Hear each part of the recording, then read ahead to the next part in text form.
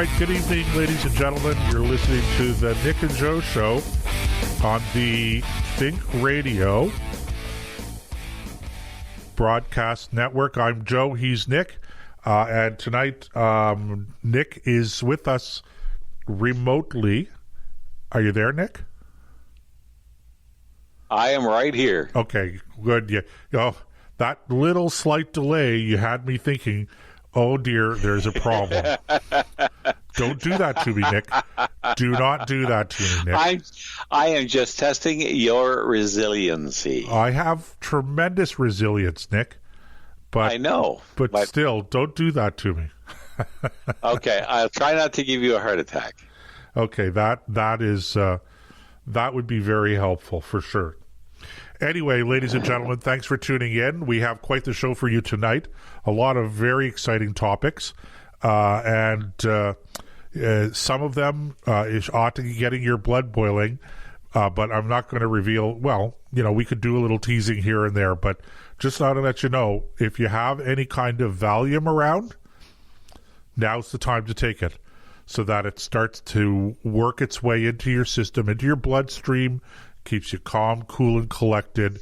Zen. We need you to be zen tonight, for a little while anyway, especially if you have, you know, women and children around. We don't want you beating on the women and children. And I know that's a misogynistic thing to say, by the way, Nick. We don't want the women beating on the men or children either. Well, we also don't want to... Well, that's true. We also don't want to scare off the small game and cattle. That's true, too.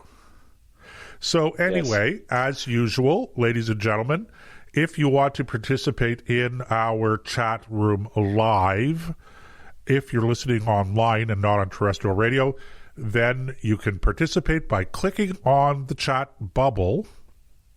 And if you haven't registered, you may have to register. If you have registered, you may have to sign in. That's to ensure that you're a real flesh and blood human being. Sorry, had to cough there. And not a malignant algorithm lurking liberal, nosy, troublesome troll. That's right. I thought there was something that we attached to that by nosy, but I don't know. We'll have to go through the alphabet and figure this out, Nick, because I'm sure we can think of some other things. I just want to also reassure, ladies and gentlemen, first of all, there's no cost to registering and signing in or anything like that. It's totally free. As I said, it's just to make sure you're an actual person. And number two, we never, ever loan out, sell, or anything personal information, including email addresses, nor do any of our partners. So you're perfectly safe if you want to participate and provide us with your information. And listen, actually, here's something that we haven't done in a while. That's Nick. True. Something we haven't done, Nick, for a very long time, that I think we should do, and that is to remind people, if you are listening on an Android device, or if you want to catch our podcast, which is, our show basically broken up into segments and rebroadcast or posted as podcasts during the week, then you can actually download our app by going to Google Play and just searching the Nick and Joe Show. And it's totally free, and there are no in-app ads. And that way, you can get an alert when we've posted a new podcast, when we're going live, all of that stuff. Totally free, and it's another way you could take us with you. So I just thought I'd make that plug, Nick. That would be a very good plug to make, unless people want to send us money. We're certainly willing to take that. But generally speaking, there is no cost at all. We bear all the cost and responsibility here on the Nick and Joe Show. Yes, we do. Okay. I thought you'd say that. Okay. So, Nick, you posted, I don't recall if it was today or the other day, on our Facebook page, a question. And that question was, why, and I'm paraphrasing, why do people continue to vote for politicians that basically, for want of another way of putting it, not to be too blunt, lie? They exaggerate things, they stretch the truth, they obfuscate, and forget about corrupt politicians. That's bad enough, okay? But politicians that continually, yank your chain, pull your leg, whatever euphemism you want to use or euphemistic phrase you want to use. Why do people keep doing that? And I guess you got a lot of responses, Nick. Tell us a little bit about those responses. What were they like? Well, it was across the board, of course. Some people, there was 11 shares of that comment, and I only posted it just last night, so it's by no means is it finished. And there were a lot of comments on it too, and they ran the gamut. And of course, the deeper into the thread you get, the more off topic they get. But basically, the first comment was, "I have no answer," and the question was pretty much the way you framed it. How it's part of the reason why I don't trust this whole thing about COVID, because I don't trust the source of the information. We've been lied to. If you were to try to add up all the times in the last 20 years that we have been lied to, you would exhaust the most persistent person you ever met in trying to compile a list of people, a list of scandals and corruption and lies and just malfeasance and bad behavior. You'd wear them out because the list would be that long. I mean, just, everything from the WE scandal to the this whole COVID thing to run down. I'm even having trouble just all kinds of things. What was the last one? The WE scandal, yes. SNC-Lavalin was another one. So, after a while, you got to, that old saying, fool me once, shame on me, fool me twice, shame on you. Well, this has fooled me 4,721 times. And I got thinking about that the other day, and I thought, why am I the only person left that thinks that lying in general, it doesn't have to be with just it doesn't have to be just on a personal level, but lying in general is a bad thing, especially if you hold high office. It's bad enough on a personal level, but when you get into positions where you have a fiduciary duty to your constituents, or you have, you've got your hand on the public purse, you have a higher level of accountability, and you have a higher level where people demand the truth from you, even if you don't like it. And that seems to have vanished, and I just can't get my head around it. It's why we get consecutive bad governments, because we, instead of getting rid of people who misbehave, we encourage them by reelecting them. Like, go back to the Kathleen Wynne and Dalton McGuinty era. How many elections did they win that they should have got bounced out of office for their inconsistencies with the truth? When somebody is accountable for billions of dollars and is caught mishandling that money, they are gone. So that's my rant. And a fantastic rant it was. It's just frustrating beyond belief when I hear about this stuff, because it's one of those things where you ask yourself, where's the break point? At what point do you say, okay, this is enough? And there doesn't seem to be any. Canadians used to be famous for their courage. They would stand up and fight this kind of thing to the death.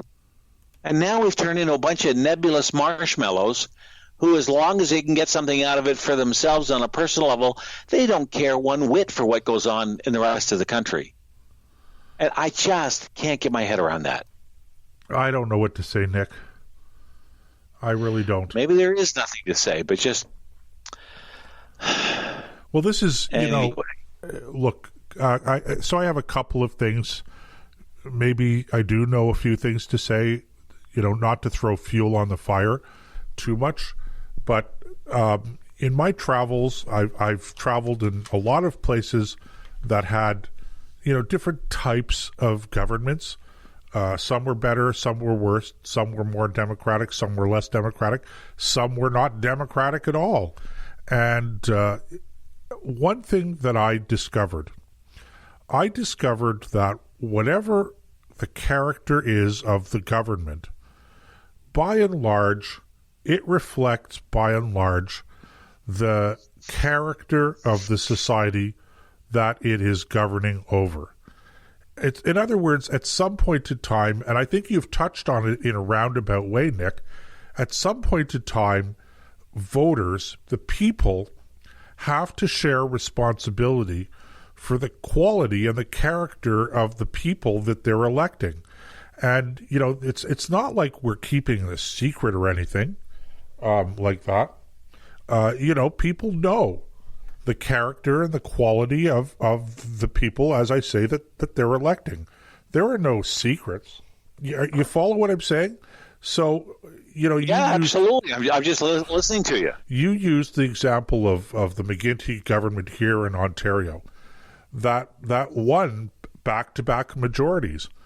And you know, it's funny because I remember the ad that really turned the tide for the government during their mid-regime election campaign. In other words, they had a majority government, and then when they were going to be reelected, that Dalton McGuinty, it was a very simple television commercial. He was standing there with a completely white, background, just himself standing there, and they were in trouble electorally, and he basically just said, and I'm paraphrasing, "Look, I get it. You're not happy. We've done things wrong. We should be doing better. I'm sorry. We will do better." Like words to that effect. And that was the turning point. I remember the ad. That was the turning point of that campaign. So, if you're going to basically not hold people accountable for not being honest with you, elected people, elected officials, then at some point in time, you, the voters, have to take responsibility for that. And, I will say this. We were talking about this the other day offline, Nick, just a conversation. And that is, it's easy for us as conservatives to point the finger at the other parties and say, "Oh, you liberals," or "Oh, you socialists," or you greenies," and stuff like that. You're not being honest or whatever, or you're not competent, etc. But I put to you that here in our own camp, the conservative camp, time after time after time, we have politicians who, for voter effect, if you will, voter mobilization, are prone to exaggerating the positions that the other parties are taking that are negative. I mean, I get it. You have to oppose. You want to provide something, a platform that is hopefully different than the platform of the party you're running against. You want to point out the mistakes that they're making. You want to show that you can do a better job. But you want to do it, I think, in an honest way. At some point in time, irrespective of whether you're a conservative or you're a liberal or you're a socialist or whatever your political persuasion is, at some point in time, the average voter out there, most of whom do not get involved politically, all they do is they go to the polls every few years and vote. That's the extent of their political engagement, okay? But at some point in time, they just switch off the rhetoric. They just switch it off because they're just tired of hearing politicians bashing one another, saying, if you elect this person, the sky's going to fall in. It's like crying wolf. It's like crying wolf. And all politicians do it, including conservative politicians.